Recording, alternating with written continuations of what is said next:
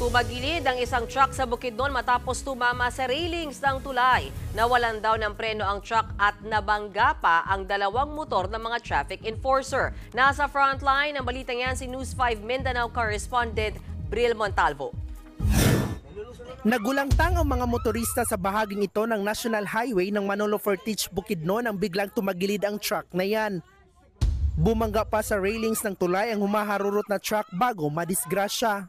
Nagawa namang makaiwas ng puting pickup truck pero nabangga ng truck ang dalawang nakaparadang motorsiklo. Pagmamay-ari ang dalawang motor ng mga traffic enforcer na nag-iimbestiga lang sana sa banggaan ng bus at kotse sa lugar.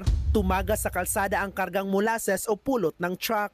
Sa imbestigasyon ng mga otoridad, galing Maramag, Bukidnon ang truck at papunta sana ng Cagayan de Oro City para ihatid ang karga nito. Pagdating sa pababang bahagi ng kalsada, bigla raw nawala ng preno ang driver dahilan para dumausdos ang truck at tumagilid. Yung truck na may molasses na karga, nawalan po ng brake. Itong area is accident-prone area. Opo, yung barangay Dictom. Madalas po aksidente dyan.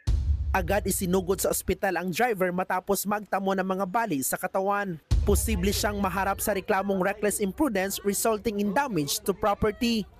15 minutos bago mangyari ang trahedyang yan, nabundol ng pampasaherong bus ang isang kotse. Nasa parehong direksyon ang dalawang sasakyan nang biglang bumagal ang kotse sa pababang bahagi ng tulay. Hindi na nakapagpreno ang bus hanggang sa bumangga ito sa likod ng kotse. Wala namang nasaktan at nauwi sa arigluhan ang naunang aksidente. Nagbabalita mula sa frontline, Bril Montalvo, News 5 Mindanao. Mga kapatid, may Los Baños po. Huwag magpahuli sa mga balita at impormasyong dapat ninyong malaman. Para sa mas malawak na balitaan at diskusyon, mag-follow at mag-subscribe sa social media pages ng News 5.